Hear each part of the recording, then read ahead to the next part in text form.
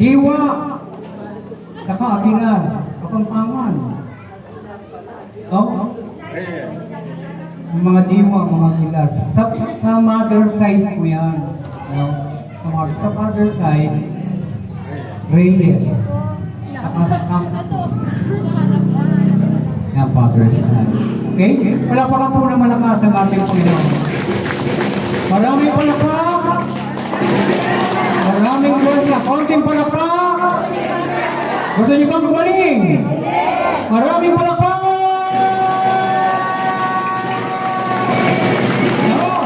Yan ang layunin ng ating seminar. Kayo ay gagaling sa pangalan ni Amang. Amang! Amang! Tatlong banggit lang. Gagaling na yung mga problema mo. Masosolve ang mga problema. Bibigkasin mo lang ang kanyang pangalan. Amang! Amang! Amang! Amang Yahweh. No? Ang makapangyarihang pangalan ng Diyos. Ang Diyos na nagpapagaling. Ang Diyos na gumagawa ng himala. Pahahabain ang inyong mga buhay. Hindi kayo magkaka-cancer. Hindi kayo mai-stroke. Gusto niyo ba yun? Ayaw niyo ng cancer? Ayaw niyo ng stroke? Ayaw niyo ng ubo? Ayaw natin yan. At mangyayari lang yan kapag tayo ay nanalig kay Amang. Amang! Amang! Siya ay naroon sa kanyang trono sa langit. Siya ang ating Ama. No? Siya ang Ama ni Jesus. No? Diyos Ama, Diyos Anak, Diyos Espiritu Santo. Ang Diyos Ama, Amang Yahweh. Ano naman yung Diyos Anak? Anak Yahweh. Sabihin nyo nga, Anak Yahweh. Amang, may Ama, may Anak. Yan. Yung anak ay si Jesus.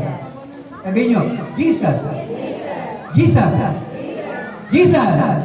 Sa Tagalog, ito.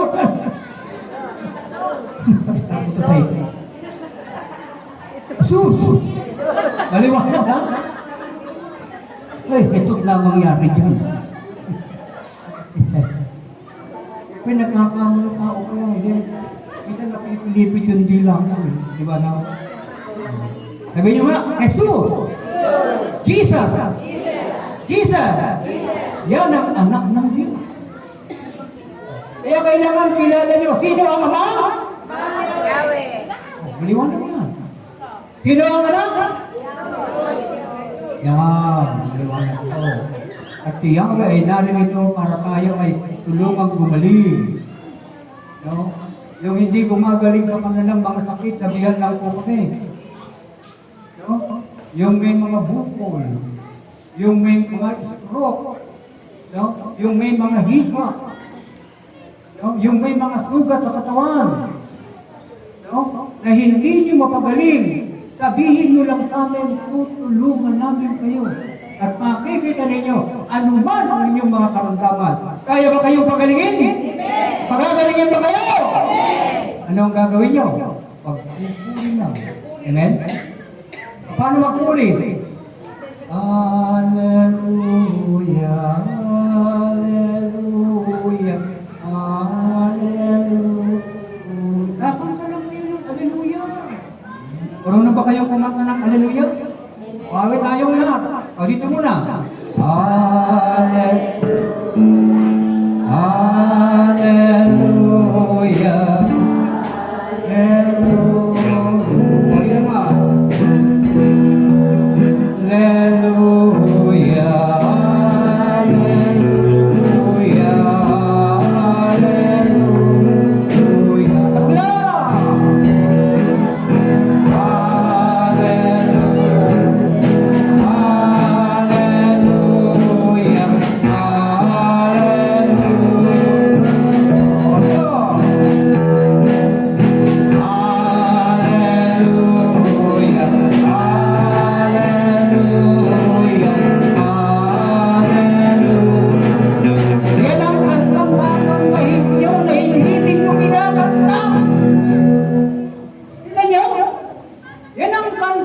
na dapat niyong kantahin, hindi ninyo kinakanta. Kailan kakakanta? O meron ka ng malubad sakit? Wala kang sakit, kakanta ka na. Amen ba? Palaban natin din eh. Palaban mo yan sa demonyo. Labanan mo ang demonyo. Lalayo sa'yo. Ano gagawin mo? Kantahan mo ng hallelujah. Hallelujah. Hallelujah.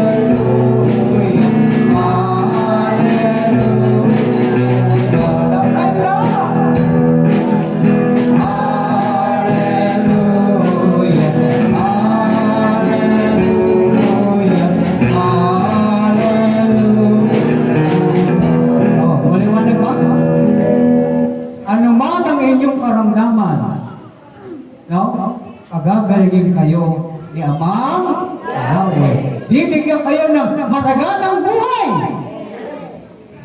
Sasaganain kayo. Payayamanin kayo. Taas ang kamay. Nagutong yamanan.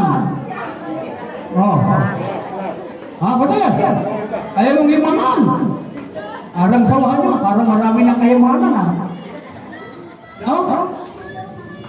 Kailangan kayong lahat ay yumaman. Bakit? Kasi susuportahan ninyo ang gawain ni Amang! Amang! Ano po yun? Ang pagtitipong ito, ang community ito, ang inyong pangalawang pamilya. Kaya meron na kayong pangalawang pamilya. Sino? Ito! Kaya anong tawag mo dito? Nanay Hilda, Nanay Mary, Nanay Linda. Ito po ang inyong pangalawang pamilya. Kaya meron na kayong pangalawang pamilya. Pag ikaw ay malungkot sa bahay ninyo, pumunta ka rito. Pagkat dito, masaya. Dito, libre ang kainan. Amen ba? Libre ang merienda. Pag walang pagkain sa bahay, pumunta sa seminar. Meron tayong libreng pagkain para kayo. Amen ba? Okay ba yun? O kaya pag araw-araw ang seminar, araw-araw may libre. Wala nang problema. Amen ba? Biyaya yan ng Panginoon. Biyaya yan. Tandaan na yan. Kapag ang Panginoon ay laglag ng pagkain, makikita mo, hindi kayo magugutom. Amen ba? Amen ba? Amen ba? Marami pa na po! Marami pa na po! Mahina pa na po! Malakas pa na po!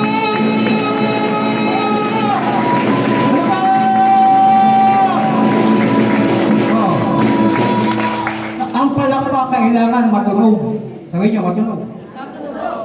Ano ang matunog na palakpak? Kalahati, ganyan. Matunog yan, matunog. Palakpakan siya, Mamiyawe!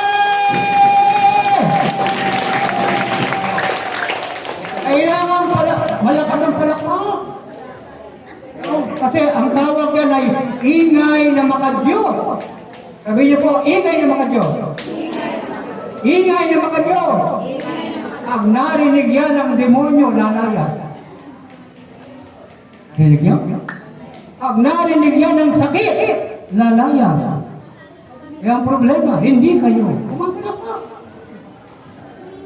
Ba? Palakpakan ninyo ang Panginoon. Amen? Palakpakan ninyo ang Panginoon. Amen? Palakpakan ninyo ang Panginoon. Amen?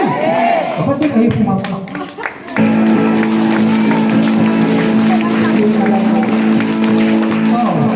Yan ang idadagdag nyo sa buhay nyo. At pinaka-importante na yun, sasayaw kayo sa Panginoon. Diba? Hindi kayo sumasayaw. Sumasayaw lang kayo kapag may party. O kaya may tumba. Ito, sumasayaw dito para sa Panginoon. Amen? Ikaw ay masaya. Ako ay masaya. Tayong lahat ay masaya. Tayong magkain.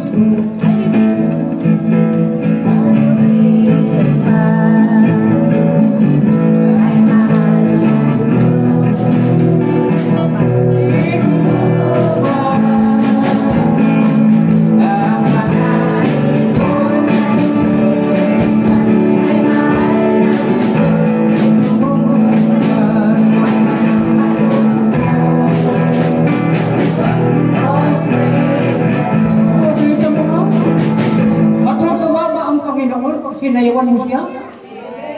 Ay, sayawan natin siya. Amen? Gagawin niya sa buhay niyo. Pag ginawa niya, ako, hindi kayo mauubusan ng pagkain. Kasagana ang inyong lamesa, yung rep nyo, dadami ang laman. Oh, yan po ang sikreto ng maligaya at masayang buhay. Oh, maliwanag ba? Luman ang inyong mga problema, sabihin niyo po sa inyong sponsor, ipaalam sa amin, ipapaalam natin kay Junjun. Kita niyo, pati palang putulang kamay, pwede niyo, marami ng reserva. Putulang pa, lalagyan ng ano? Oh, kumpleto na po. Ha? Wala na problema. Ipinamimigay na ang mga paa. Oh, kita niyo? Pinapakamahal yan. Pero dito sa gawain ng Panginoon, makukuha niyo yan. Libre. Palakpakan po ng malakas ng ating yan po ang ating gagawin. Handa na ba kayo? Handa na ba kayo? Tatanggapin niyo ba? Ang kapangyarihan? Madina! Kailangan yan. Yung din kailangan ang dina ninyo ay magkaroon ng power. Kapangyarihan sa dina. Sabi niyo. Kapangyarihan sa dina. Kapangyarihan sa dina. Pag sinabi mo, mangyayari.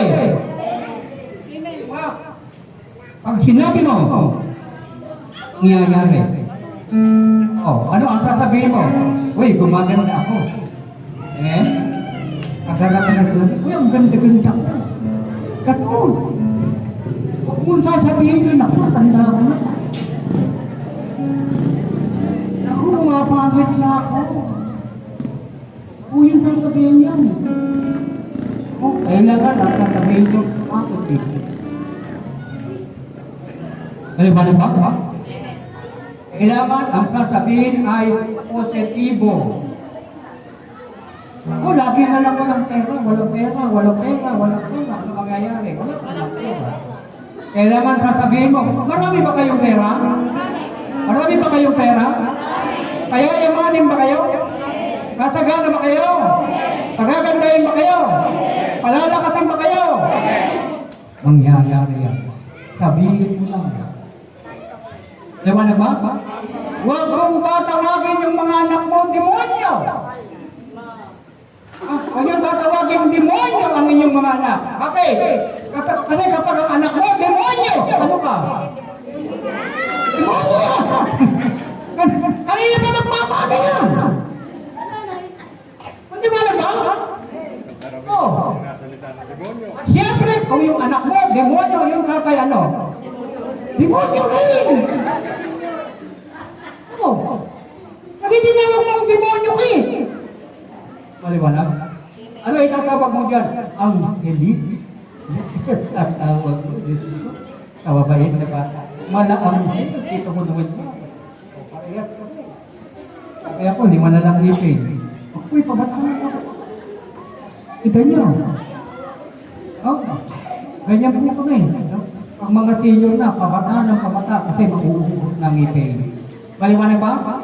Pero kahit na maubos yan, palakas naman ng palakas. Bakit? Kapag sa karismatik, narito ang sekreto ng mahabang buhay. Mahaba ang buhay mo.